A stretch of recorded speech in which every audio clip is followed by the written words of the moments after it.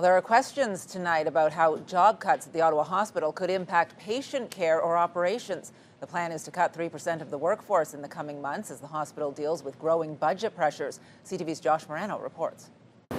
It's a move that could impact roughly 400 positions as the Ottawa Hospital looks to close a growing budget gap. I don't think it's exaggerating at all to say that this is a devastating blow to the Ottawa Hospital. The hospital is set to cut 3% of its workforce at a time when demand on the system remains high.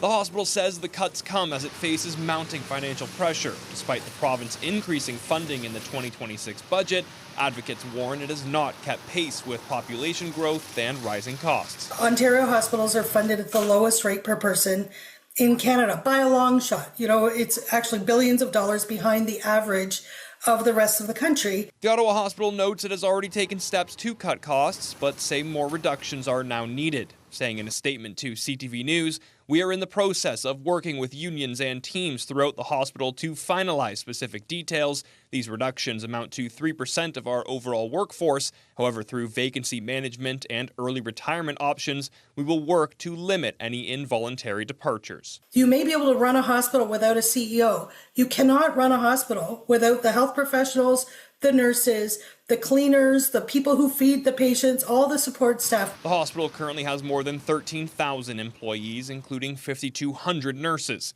Advocates say the cuts come at a time when hospitals are dealing with high demand, staffing shortages, and ongoing system pressures across the province. They do very good work, but yeah, waiting for a specialist or waiting for any service is probably not what it should be. Josh Marano, CTV News.